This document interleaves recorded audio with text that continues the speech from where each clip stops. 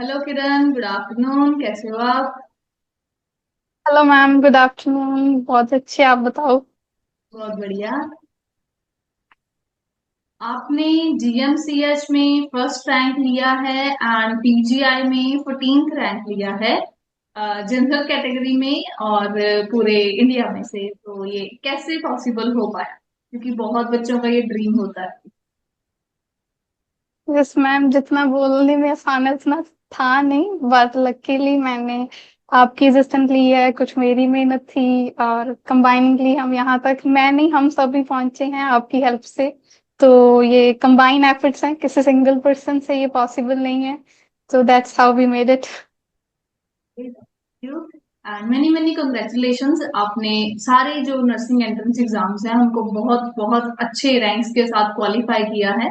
जैसे अगर हम जीएमसीएच की बात करें तो जीएमसीएच में जनरल पूल में स्पेशली स्टैंड करना विद इन 8 और 9 रैंक्स ये बहुत मुश्किल हो जाता है, क्योंकि सारे स्टेट से बच्चे होते हैं और सबकी प्रेफरेंस होती है।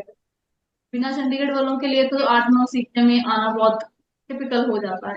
आपने वहां पे फर्स्ट रैंक लिया, तो उसकी प्रेपरेशन आप कैसे करते थे? पहले हम जीएमसीएच और उसकी बात कर लेते हैं, पीजीआई को ही मेन टारगेट करते हैं। कैसे आपने पीजीआई को भी क्रैक किया? क्या कुछ आप फॉलो करते थे स्टडी प्लान वगैरह? Sure ma'am. मैम मैंने स्टार्ट किया था right back in February. In fact मैं बताना चाहूंगी, मुझे तो ये भी नहीं पता था कि ये 32 का कोई एग्जाम भी होता है। ऑनेस्टली पीजीआई के बारे में भी इतना नहीं पता था, सिर्फ पीपीएमएटी के बारे में पता था, वो भी जस्ट वीक बिफोर पता लगा था।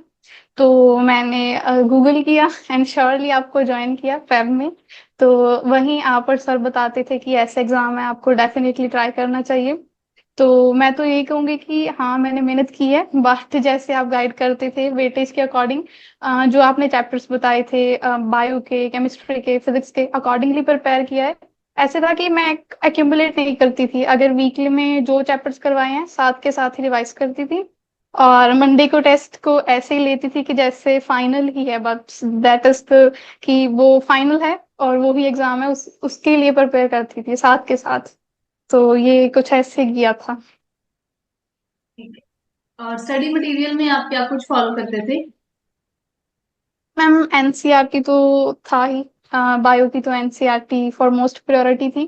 बिसाइड्स दिस जो भी मटेरियल हमें प्रोवाइड होता था, हमारा जो पोर्टल पे था, वो क्वेश्चंस जैसे आप और सर बताते थे कि क्वेश्चंस को रेगुलरली प्रैक्टिस करना है, तो उनकी प्रैक्टिस करती थी काफी काफी times.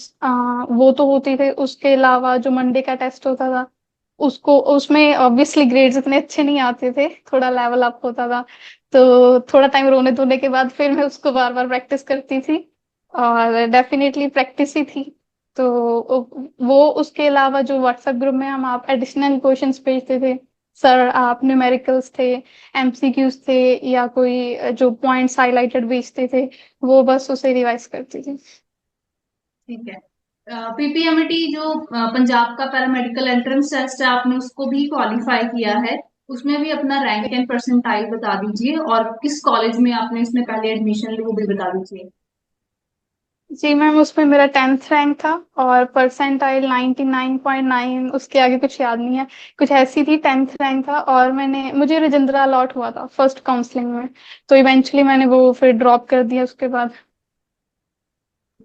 Government college Rajendra Patiala में जो है आपको वो अलॉट हुआ था। ठीक है जी, जी बहुत मैम। बढ़िया। और अब आपने वो ड्रॉप कर दिया, फिर आपने नेक्स्ट अब एडमिशन किस में लिया? जीएमसीएच में कि पीजीआई में? क्योंकि इनके एग्जाम्स बाद में हुए हैं। जी मैम, मैम इसके बाद मैंने पीजीआई में लास्ट में एडमिशन लिया, अभी सिक्योर हुई है वहाँ पे। ठीक है, तो आपने पीपीमेट, जीएमसीएच और पीजीआई तीनों क्लियर कर दिए। बहुत ही अच्छे अच्छे सुंदर सुंदर, जैसे 10th रैंक इन पीपीमेट, first rank in GMCH, 14th rank in जी मैम। पीजीआई। तो आपने पीजीआई को प्रेफरेंस जो है वो दिया, राइट? जी मैम। ओके। तो अच्छा, आपकी फैमिली की अकॉर्डिंग प्रेफरेबल पीजीआई ही था, या वो आपको किसी और जगह में जाने को कह रहे थे? जैसे जिंद्रा में ले रही तो यही नहीं रख, क्या जरूरत है चंडीगढ़ जाने की? ऐसा कुछ तो नहीं था? नहीं मैम, एक्चुअल में ना मेरे पेरेंट्स बहुत इनोसेंट हैं, उन्हें इतना ज्यादा भी नहीं है। वो मुझे कहते थे जैसे तेरे को ठीक लगता है वैसे कर। पर मम्मा का बहुत था। जब मैंने फेब में स्टार्ट ही किया था तो मैंने मम्मा को बताया कि मैम और सर बोल रहे हैं कि ऐसे पीजे का भी कोई टेस्ट है, एंट्रेंस है। तो मम्मा को काफी था कि नहीं वो अच्छा है, उसकी ज्यादा रिकॉग्निशन है इंटरनेशनल लेवल पर भी और नेशनल पे भी एज वेल। सो मम्मा का था कि पीजे करना है, तो फॉरमोस्ट मम्मा का था, पर पापा को भी था कि नहीं पीजे बेटर है, तो मेरा भी यही था कि पीजे बेटर है। तो कंबाइनिंगली हमारे तीनों की विल यही थी कि पीजे तक जाना है, तो इवेंचुअली वी मेड इट। बहुत बहुत बढ़िया। तो आप जब प्रेपरेशन कर रहे थे तो बिल्कुल ठीक है, टारगेट था कि पीजीआई क्लियर करना है, एक्सपेक्टेशंस थी कि कौन सा निकल जाएगा कौन सा नहीं? मैम अगर आप एक्सपेक्टेशंस की बात करो, मैं तो इतनी ज्यादा वो हूँ, मेरे पास वर्ड ये डिस्क्राइब करने के लिए बहुत नेगेटिव हूँ मैं। कभी ऐसे मानती नहीं कि होगा। इवन जब मैं पीपीएमटी का भी देख रही थी एग्जाम, तो मैं बहुत रोई थी घर आकर कि नहीं मेरा नहीं होगा। मैं मम्मा को बोल रही थी आप पीजे की बात कर रहे हो, मुझसे तो ये नहीं होगा, कि मुझे प्राइवेट में मिल जाए तो बहुत बड़ी बात है। तो मेरी तरफ से तो एक्सपेक्टेड नहीं था, बट जब रिजल्ट आया तो पॉजिटिव था। तो मुझे जीएमसी का था 32 का, और वो एग्जाम काफी अच्छा गया था, मैं काफी सेटिस्फाइड थी, मोस्ट ऑफ द क्वेश्चंस आते थे। तो पीजे का भी इतना नहीं था, 50-50 था पीजे का भी। तो बट हो गया। ठीक है, मतलब आप अपने आप को इतना मानते नहीं कि हाँ मैं ये कर लूंगी, आपको मतलब रिजल्ट देके खुशी जो है वो अलग मिलती है।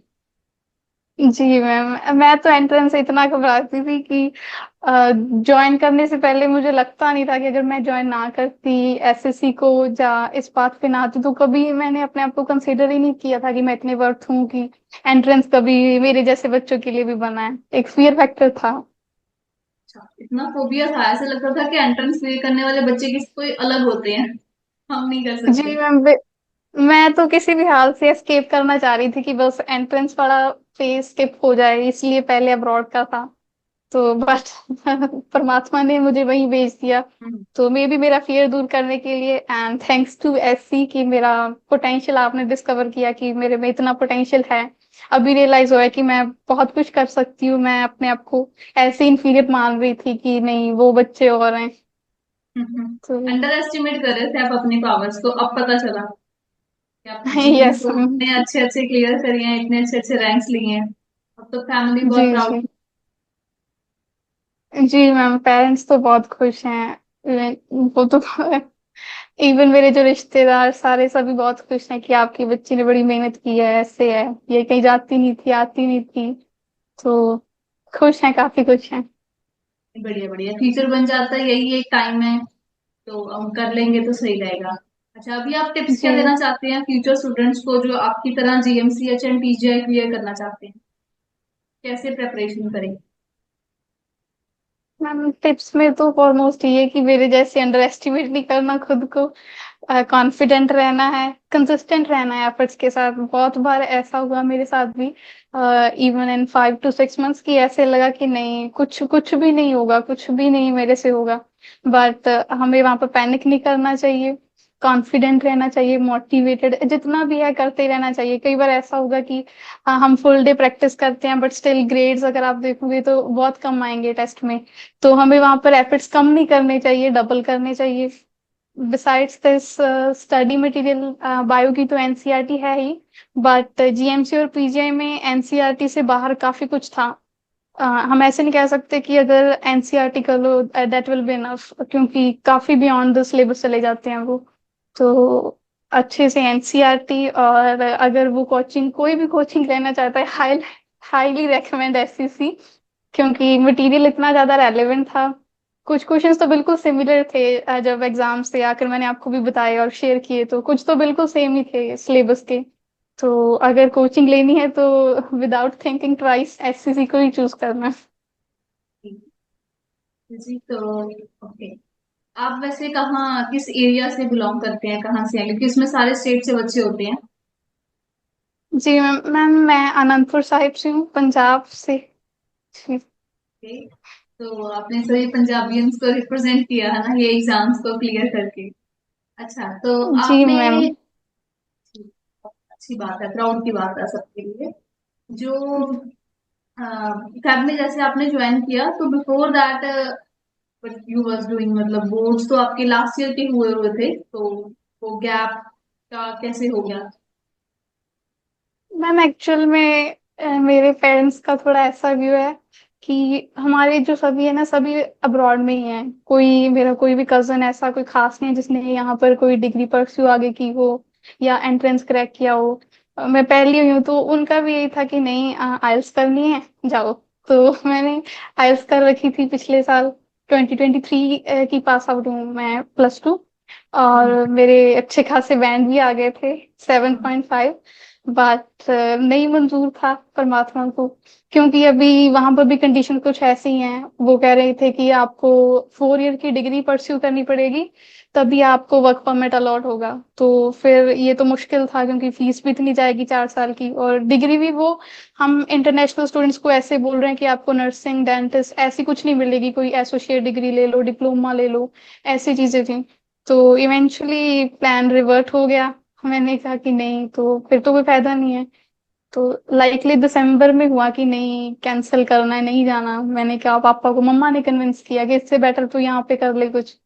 तो फिर इधर उधर से थोड़ी नॉलेज ली, क्योंकि मेडिकल बैकग्राउंड वाला हमारी फैमिली से कोई भी नहीं है।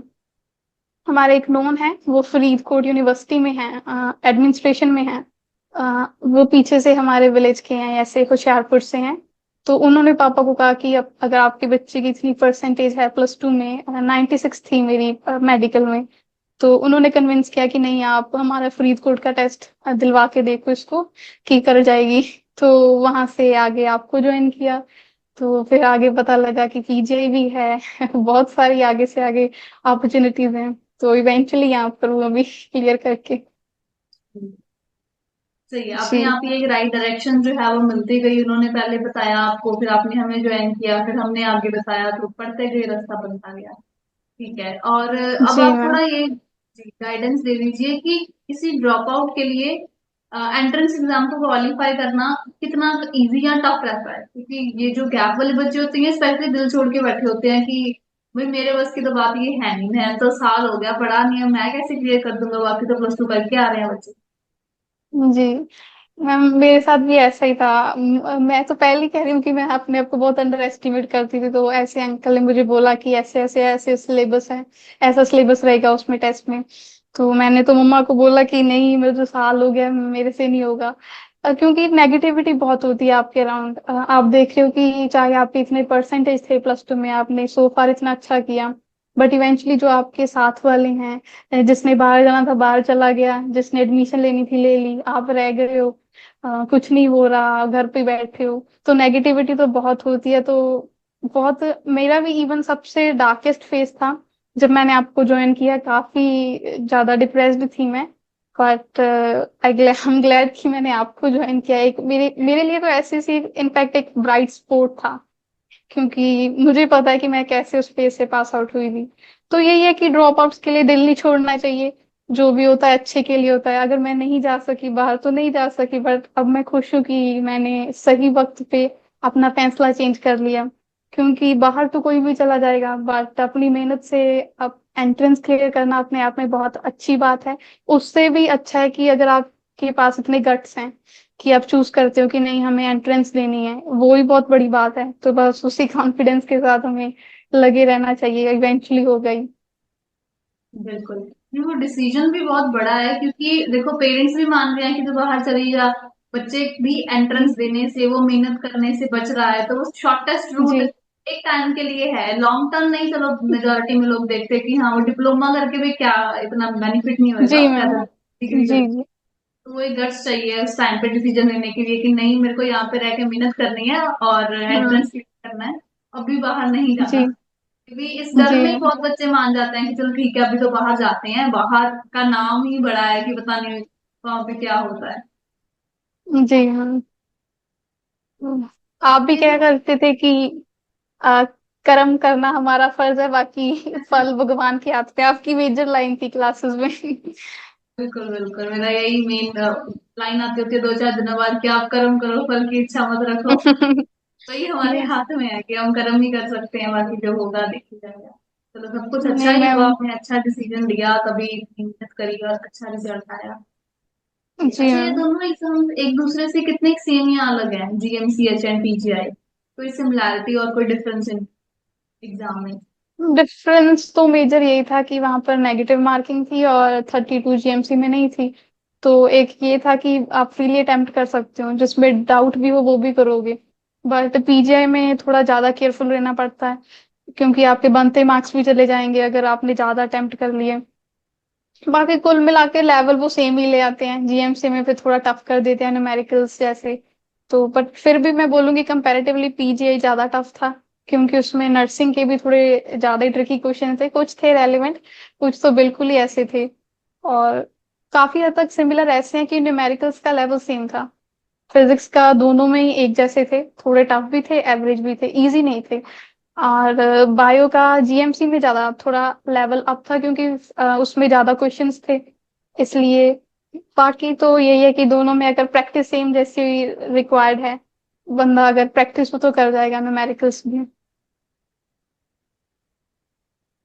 कोई इंपॉर्टेंट चैप्टर्स आप बता सकते हैं जो अभी आपको याद हो जीएमसीएच में, कि हाँ इस पार्ट से ज्यादा आया था? अच्छा, एक जीएमसीएच में एक और बड़ा 99% तक बच्चों का डाउट होता है कि इसमें सिर्फ +2 आती है। कहीं ना कहीं लिख रखा होता है कि सिलेबस फ्रॉम +2। क्या जीएमसीएच में सिर्फ +2 आई है, +1 भी आई? नहीं मैम, जितना हमने सभी कवर किया था, इवन +1 के कुछ ऐसे चैप्टर्स थे जो हमारा कोविड बैच था तो काफी चैप्टर्स रिलेटेड थे, बट हमने तो सभी प्रैक्टिस किए हुए थे।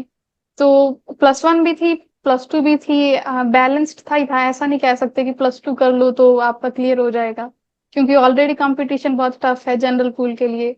तो सभी प्रिपेयर करना चाहिए, डिलीटेड हो या ना हो। +1 एंड +2 दोनों ही थे। ऐसा तो नहीं था, मिथ है ये तो कि +2 ही होगा। ठीक है। ओके। और पीजीआई में भी सेम +1 एंड +2 दोनों थे? कोई वेटेज ज्यादा तो नहीं, +1 की ज्यादा है या +2 की ज्यादा है? नो मैम, ऐसे तो नहीं था, बैलेंस्ड ही था, +1 भी था। इनफैक्ट +1 ज्यादा था। जो +1 के ट्रिकी ट्रिकी चैप्टर्स हैं, जैसे बायो में प्लांट वाले चैप्टर्स हैं, फोटोसिंथेसिस वाले, उनमें से डेफिनेटली क्वेश्चन था। +1 में फिजिक्स के जो ग्रेविटेशन वाला चैप्टर है ऐसे थे, मतलब था, +1 का तो मेजर रहता है, तो दोनों का ही था। आउट ऑफ एनसीईआरटी पोर्शन आता है पीजीआई जीएमसीएच में, कि सिर्फ एनसीईआरटी करके हम अच्छा रैंक से क्लियर कर सकते नहीं मैम, आउट ऑफ एनसीईआरटी तो करना ही पड़ेगा, क्योंकि एनसीईआरटी अगर हम अकेला एनसीईआरटी करके जाएंगे तो ये हो सकता है कि हमारे मार्क्स एवरेज आ जाएं। पर अगर सीट सिक्योर करनी है तो आउट ऑफ एनसीईआरटी तो नेसेसरी है। काफी क्वेश्चंस थे जिन्होंने थोड़े घुमा फिरा के आउट ऑफ द टेक्स्ट, ऐसा नहीं था कि out of the text, just जो एनसीईआरटी में टॉपिक गिवन है उसको थोड़ा और डेप्थ में चले जाते हैं वो। हैं। तो ऐसे क्वेश्चंस थे, तो आउट ऑफ एनसीईआरटी भी जरूरी है अगर हम, स्पेशली जनरल पूल वालों ने अगर करना है क्लियर। बिल्कुल सही है। और जो पोर्शन रिड्यूस्ड होता है, जो बोर्ड्स में नहीं भी आता, वो वाला पोर्शन भी आता है एग्जाम में, या सिर्फ बोर्ड्स वाले चैप्टर्स करके काम चल जाएगा? नहीं मैम, रिड्यूस भी था। इनफैक्ट पीजीआई में जो फर्स्ट क्वेश्चन था केमिस्ट्री का, वो रिड्यूस चैप्टर में से था, केमिस्ट्री इन एवरीडे लाइफ। वो हमने तो नाम भी नहीं सुना था, +2 में भी वो है चैप्टर, तो उसमें से था। और उसमें भी काफी डीप एंड डाउन था क्वेश्चन, आर्टिफिशियल शुगर्स के साथ रिलेटेड था। तो पहले ही क्वेश्चन डिलीटेड चैप्टर्स में से था, तो ऐसे नहीं बोल सकते, तो डिलीटेड भी करने ही पड़ेंगे। ठीक है। आपके वैसे क्लासेस में हर टाइप के क्वेश्चंस कवर हो गए थे, आउट ऑफ एनसीईआरटी और जो रिड्यूस्ड पोर्शन था, सारा कुछ कवर करवा दिया गया था? वैसा ही कुछ था एग्जाम में भी?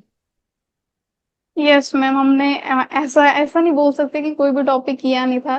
पोर्टल वाले क्वेश्चन थे, टेस्ट वाले अलग थे। उसके बाद भी व्हाट्सएप ग्रुप में इतने होते थे कि बस बंदा करने वाला चाहिए, क्वेश्चन नहीं खत्म होते थे। इतने क्वेश्चन हमने किए हैं, इवन हर एक टॉपिक के हर एक क्वेश्चन जैसे किए हैं, वैसे रिजेम्बल करते थे क्वेश्चंस, रेलेवेंट ही थे। ऐसा नहीं कह सकते कि हमें ये करवाया बट वो बिल्कुल ही डिफरेंट क्वेश्चन था। कई बार तो स्टेटमेंट भी सेम होती थी कुछ क्वेश्चंस में। तो हमने तो सभी कवर किए थे।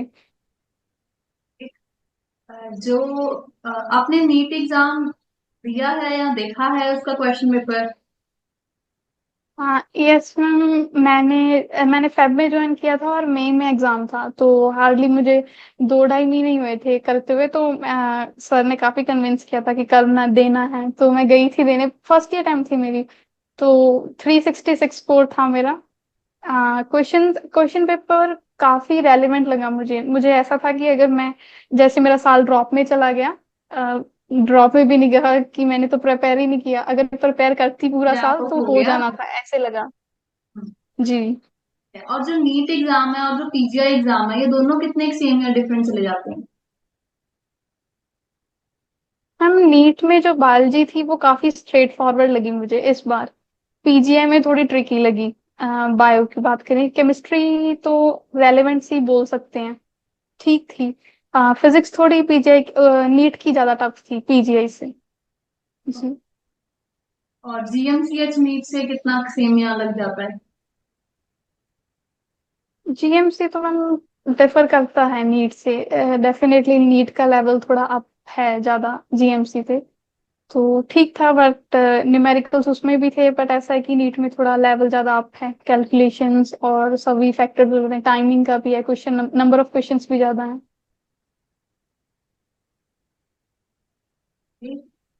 कोई मिस्टेक जो आपको लगता है मेजोरिटी स्टूडेंट्स करते हैं ड्यूरिंग प्रेपरेशन, जो अवॉइड करनी चाहिए?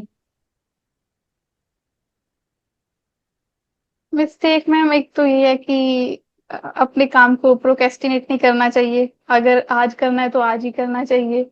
हम जैसे टीचर्स बोलते हैं, अगर वो कुछ बोल रहे हैं तो उसके पीछे कोई लॉजिक ही होगा कि ये चैप्टर को आपने ज्यादा प्रेशर देना है, ये करने हैं तो वैसे वैसे फॉलो करना चाहिए। और फिजिक्स में न्यूमेरिकल्स बिल्कुल नहीं छोड़ने चाहिए कि हम सिर्फ थ्योरी कर जाएंगे तो हो जाएगा। पीजीए में सिर्फ 2 ही क्वेश्चंस थे थ्योरेटिकल, बाकी सभी न्यूमेरिकल थे। और तो हमें न्यूमेरिकल्स भी करने चाहिए।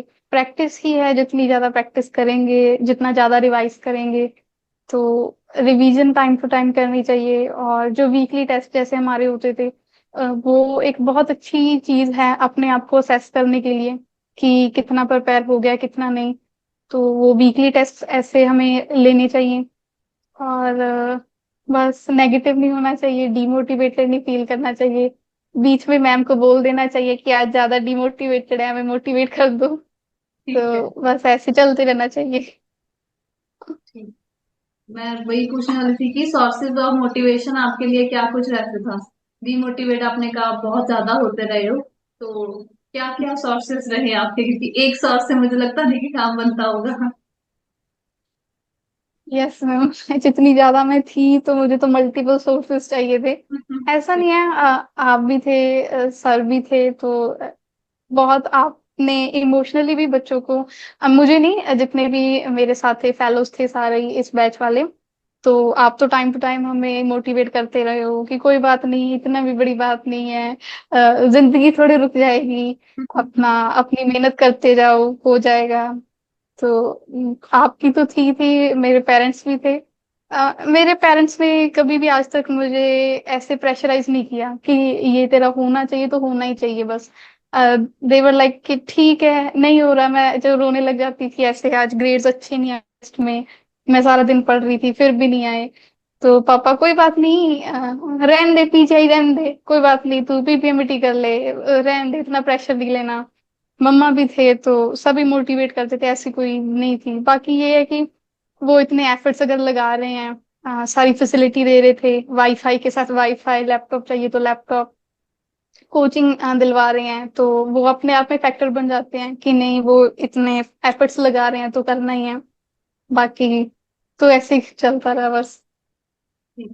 हार्डवर्क आप रेगुलर बेसिस पे जैसे टीचर्स बता रहे थे वैसे करते रहे, और अच्छा अच्छा होता रहा। अच्छा, पीपीएमटी एक्सपेक्ट करके आए थे और आज आप पीजीआई में एडमिशन लेके बैठे हो, तो कैसा श्योर लग मैम। रहा है और कैसी रही है जर्नी? मैम जर्नी ऐसे नहीं बोल सकते कि it was flower of beds की बिल्कुल स्मूथ सेलिंग है चलता जाएगा, ऐसे तो नहीं था कुछ भी।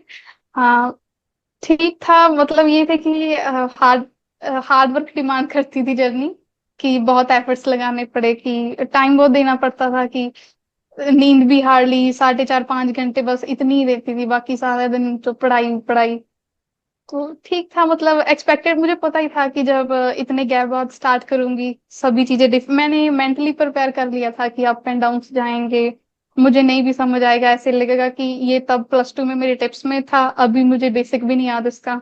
तो वो मैंने शुरू से ही मान के चला था कि मैं जीरो से स्टार्ट करूंगी। और टीचर्स ने भी, इनफैक्ट आपने भी जीरो से ही पढ़ाया, ऐसा कुछ नहीं था कि आपने पॉइंट आउट किया हो कि आप प्लस 2 करके आए हो, आपको ये बेसिक कॉन्सेप्ट भी नहीं याद। तो हम पढ़े भी जीरो से स्टार्ट किया था एंड 0 to 100 पहुंच ही गए। तो अच्छी, ओवरऑल अच्छी जर्नी थी, क्योंकि मेरे बहुत सारे फियर्स दूर हुए हैं कि नहीं मैं भी कर सकती हूँ। मेरा पोटेंशियल आपने डिस्कवर किया है कि नहीं, इतना भी और पोटेंशियल है तेरे में, तू कर सकती है। तो अच्छी जर्नी थी, काफी लेसन सिखाए हैं, और टीचर्स से बहुत कुछ सीखने को मिला है कि कैसे हार्ड वर्क करना है, इतने फेमस होके भी कैसे ग्राउंडेड रहना है, कितने अच्छे से आप ट्रीट करते हो इवन स्टूडेंट्स को। टिल नाउ हम स्कूल तक होते हैं, हमें ऐसे लगता है कि हमारा ओपिनियन वर्दी नहीं है, कोई टीचर आपको इतनी अटेंशन नहीं देगा, आपकी ओपिनियन इतना मानता नहीं है। बट यहाँ पर थोड़ा डिफरेंट था कि आपके ओपिनियन को भी कंसिडर किया जाता था। ये बात बहुत अच्छे से एक्सेप्ट करते थे कि हर एक बच्चा सेम नहीं है। तो मुझे बहुत अच्छी बात लगी है कि जो थोड़े वीकर बच्चे थे, मैं तो अपने आप को वीकर में कंसीडर करती थी, उनके लिए अलग सेक्शंस थे कि नहीं आज हम बेसिक न्यूमेरिकल्स करेंगे, सभी बच्चे एक जैसे नहीं होते, आप तीसरी बार पूछो चौथी बार पूछो नहीं समझ लगा। तो ये बहुत अच्छी बात लगी मुझे, और ऐसी जर्नी चलती गई बस। आपने कैंपस दोनों विजिट कर लिए होंगे, जिंद्रा पटियाला जो गवर्नमेंट कॉलेज है पीपीएमटी अंडर, जो आपको मिला था एडमिशन के लिए, और एडमिशन ले भी ली थी आपने इनफैक्ट उसमें। और दूसरा आपका चंडीगढ़ का जो है पीजीआई का, दोनों के कैंपस में कितना डिफरेंस है ओवरऑल लुक वाइज, क्योंकि अभी आप पढ़े दोनों से नहीं, पढ़ोगे, एडमिशन हुई है। मैम कैंपस तो बहुत डिफर करते हैं, मतलब हाँ, मैं जब पटियाला गई थी, मुझे वैसे ऑनेस्टली बोलना नहीं चाहिए, तो मैं तो बस हो गई थी कि नहीं मुझे नहीं यहाँ पे करना, क्योंकि गवर्नमेंट है तो इतनी फैसिलिटी तो, या इंफ्रास्ट्रक्चर आप बोल सकते हो कि इतना डेवलप्ड नहीं है, थोड़ा बेसिक सा ही है, मतलब काम चलाऊ सा ही है ठीक है, मतलब जहाँ जहाँ हम विजिट किए थे नीचे जब एडमिशन के टाइम पे, तो मुझे सो ही लगा वो कैंपस। तो बात पीजे तो बहुत डिफर करता है, वहां पर प्रॉपर काउंसलिंग भी इवन मुझे वहां पता लगा कि क्या होती है। Rajendra was just a trailer, वहां पर कुछ इतना नहीं था, तो वहां पर तो प्रॉपर ऑडिटोरियम में हुई, तो वहां पता लगा कि काउंसलिंग कहते हैं किसको है। तो काफी डिफर करते हैं लुक वाइज भी। पीजीआई एल से की थोड़ा ज्यादा बेटर है इंफ्रास्ट्रक्चर में भी, बाकी अभी जाकर पता लगेगा। नहीं, अच्छा ही रहेगा सारा कुछ। और जी मॉक टेस्ट सीरीज वगैरह का कितना रोल होता है इन्हें क्लियर करने में, पीजीआई बीएमसीएच वगैरह एग्जाम्स। मैम उनका तो काफी इम्पोर्टेंस है, क्योंकि एक तो ये कि ओवरऑल जितनी भी क्वेश्चंस है वो सिलेक्टिवली बनाई होती हैं, डिजाइन करी होती हैं, सिलेक्टिवली क्वेश्चंस होते हैं। तो अगर हम वो करते हैं तो पता लग जाता है कि कौन सा सेक्शन वीकर है, बायो का कौन सा चैप्टर नहीं आता, फिजिक्स के न्यूमेरिकल्स हो भी रहे हैं नहीं हो रहे। और हमारे में तो टाइम लिमिट भी होती थी पोर्टल पे, तो पता लग जाता था कि इतने टाइम में हम कर पा रहे हैं, इतने में नहीं कर पा रहे हैं। तो बहुत अच्छे थी वो तो, कि आपको हर एक पॉइंट का पता चल जाता है, आपके वीकर का भी और स्ट्रॉन्गर का भी, तो आप अकॉर्डिंगली प्रिपेयर कर सकते हो। तो जो आपने देखो एडमिशन दोनों जगह पे करवाई है, पहले जिंद्रा में करवाई, ड्रॉप किया, पीजीआई में करवाई, तो फीस का कितना डिफरेंस है, कोई रफ आइडिया, एग्जैक्ट नंबर्स में चाहे नहीं आ तो ना सही, पर कितना डिफरेंस है PPMT under government college and PGI तो है ही गवर्नमेंट। जी मैम डिफरेंस काफी है दोनों में। जो रजिंद्रा था पीपीएमबीटी के अंदर, तो उसके अराउंड मेरा जो गया था 48,000 समथिंग, जो डायरेक्ट यूनिवर्सिटी को फी पे करी थी। और हॉस्टल का मैंने लिया नहीं था, हॉस्टल अभी अलॉट नहीं हुआ था वहां पर, वो बोल रहे थे कि जब ज्वाइन करोगे तब ले लेना। तो रफ आइडिया उन्होंने भी नियर अबाउट 48 या 50 ऐसे ही बताया था पर ईयर। तो वो बोल रहे थे कि आपका per year near about 1 lakh के अंडर कवर हो जाएगा, और लेस देन दैट। बट पीजे में तो बहुत कम है, वहां पर एडमिशन टाइम उन्होंने 2 डीडी लिए थे मुझसे, डिमांड ड्राफ्ट में लिया था, कैश नहीं लिया था। 835, एक था 835 पर ईयर, और एक 5,000 का था। वो बोल रहे थे कि 5,000 का रिफंडेबल है, 4 साल के बाद आपको रिटर्न हो जाएगा। अभी ज्वाइनिंग टाइम पर उन्होंने 2 DD और मंगवाए हैं हॉस्टल के लिए। एक 2,000 का है और एक नियर अबाउट 3,400 कुछ ऐसा है। और मेस फी उन्होंने पर मंथ कैश रखी है 1,100। तो काफी डिफरेंस है, आप खुद देख सकते हो। 2000 एक, 3400 एक, और एक 835 है ना। तो नियरली जी आपका 6000 के करीब ये बना है, और 5000 वो तो रिफंडेबल ही है, वो तो सिक्योरिटी चार्जेस जी है। मैम। मतलब एनुअली आपके जो है वो, अभी और चलो थोड़े बहुत और मिला के, मतलब 8-10 हजार के करीब मैक्सिमम एक साल का खर्चा हुआ करेगा, मैक्सिमम जी सब कुछ मैम, खर्चे पानी मिला के। मैक्सिमम कह सकते हैं जी। ठीक है, तो कहाँ 1 लाख, काफी। वो भी गवर्नमेंट कॉलेज के अंदर, और कहाँ उसका जी मैम। 10वां हिस्सा। वो भी हम जी ज्यादा से ज्यादा मान रहे हैं कि हाँ चलो इतना अगर जी पहुंच गया तो बहुत ज्यादा फर्क आ जाता है। तो बिल्कुल सब, तभी तो हम जी कहते हैं कि मैम। प्रेफरेबल पीजीआई में जाओ, पीजीआई करो।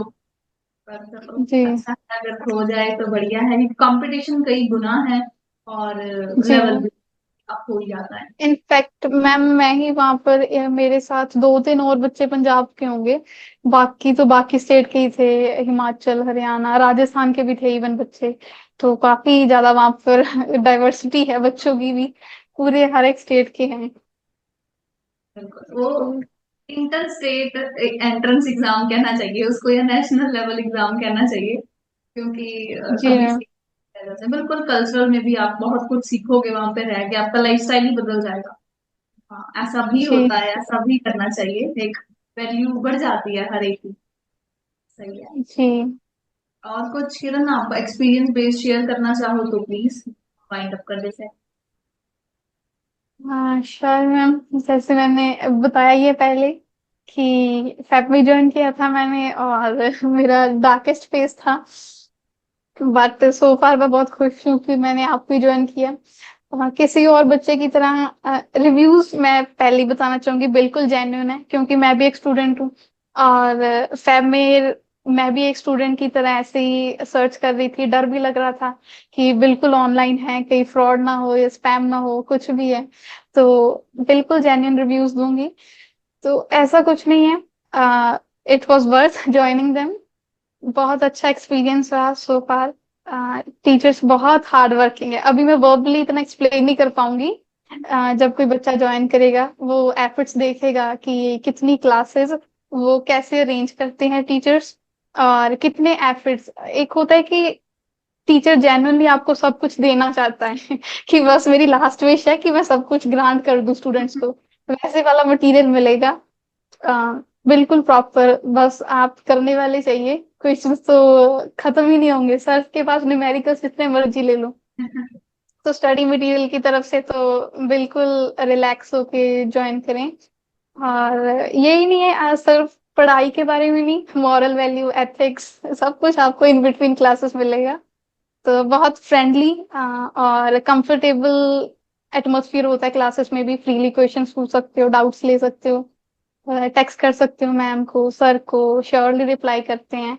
और सभी डाउट्स भी क्लियर होते हैं अकॉर्डिंगली, नीड के अकॉर्डिंग। जैसे भी सेशंस बच्चे बोल रहे थे हमारे बैच में भी, वैसे ही बैच कंडक्ट भी हुए हैं सेशंस, न्यूमेरिकल्स को लेकर, बेसिक टर्म्स को लेकर। और भी सारी अपडेट्स मिलती रहती हैं, कोई ऐसी टेंशन नहीं कि कोई अपडेट स्किप हो जाएगी, कोई फॉर्म नहीं भरा। टाइम टू टाइम अनाउंसमेंट्स होती हैं। और यही है कि it was all worth paying them and joining them. बहुत अच्छा एक्सपीरियंस रहा। और लाइफ टाइम मुझे याद रहेगा कि ऐसे मैंने ज्वाइन किया था, और कहाँ जाने वाली थी और कहाँ आ गई। तो बहुत अच्छा एक्सपीरियंस था वो। सो मच किरण, इतने अच्छे वर्ड्स देने के लिए। अच्छा, ऑनलाइन क्लासेस में कोई दिक्कत तो नहीं आती? आपने ऑनलाइन ज्वाइन जी किया है जैसे, तो कुछ ऐसा तो नहीं लगता कि हम टीचर से बहुत दूर आए हैं, वो अपनी दुनिया में चल रहे हैं, हम रह गए कहीं पीछे, ऐसा तो नहीं लगता? नहीं मैम, बिल्कुल नहीं। जब हमारा बिल्कुल पीक था, 1 मंथ ही रह गया था, तो तब तो मुझे ऐसे लगता था कि मैं बैठी हुई हूँ, क्लासेस खत्म ही नहीं होती थी। सुबह भी इतना टाइम, शाम, रात को तो बहुत टाइम एक्सीड हो जाती थी लिमिट। आगे से आगे सर ने कहना नहीं अभी कर लो, मैम ने बीच में कोई सेशन ले लिया, बायो का ले लिया। शाम को भी सुबह को भी अगर नीड पड़ती थी तो, जैसे वो एक्स्ट्रा सब्जेक्ट्स थे, नर्सिंग था, इंग्लिश था तो उसकी दोपहर में होती थी, तो लिंक तो बहुत अच्छा मेंटेन होता है, इंटरेक्शन भी बहुत अच्छी रहती है। तो ऐसा तो बिल्कुल नहीं है कि आपको ऐसा लगे कि कहाँ ले लिया। नहीं, बहुत अच्छा इंटरेक्शन था। ओके, क्या ये वीडियो स्क्रिप्टेड थी? नो मैम, बिल्कुल भी नहीं। ठीक है, क्योंकि आपके आंसर्स इतने अच्छे परफेक्टली स्मूथली गए हैं, सबने कहना कि शायद पहले स्क्रिप्टेड फॉर्म में गिवन था। तो नहीं, जब प्रिपेयर करती थी तो मैं ऐसे सोचती थी, मैं क्या बच्चों की इंटरव्यू होती है जो इतने अच्छे अच्छे बच्चे हैं जिनकी मैंने देख कर ज्वाइन किया था। मैंने कहा एक दिन मे बी मेरी भी हो, तो मैं ऐसे सोचती थी कि मैं ना ऐसे बोलूंगी रिव्यू में, मैं ये लाइन दूंगी कि नहीं ऐसे होता है, ऐसे होता है। मे ठीक। बी तो इतने परफेक्ट है। ओके ठीक है, फिर ये मतलब 6 महीने की मेहनत है, साथ साथ हमने ये भी सोचा हुआ था। सही है। जी। ओके, क्या हम आपकी इस वीडियो को अपने सोशल मीडिया प्लेटफॉर्म पे शेयर कर सकते हैं? हाँ, sure ma'am. Okay, thank you so much Kiran, इतना टाइम देने के लिए, और एनर्जी के साथ आपने इतना अच्छा समझाया, सारा कुछ बताया, अपना experience. Thank you so much. जी। और जब भी लुधियाना जी। साइड आए तो जरूर अगेन करके जाना, एक बार हम मिलके गए थे, हमें जी। बहुत अच्छा लगा था। And thank you ji. So much, God bless you, और आगे पीजीआई में अच्छा अच्छा पढ़ो, अच्छा अच्छा सब आगे होगा। All the best ji, for. Thank you ma'am. Thank you. Thank you ma'am.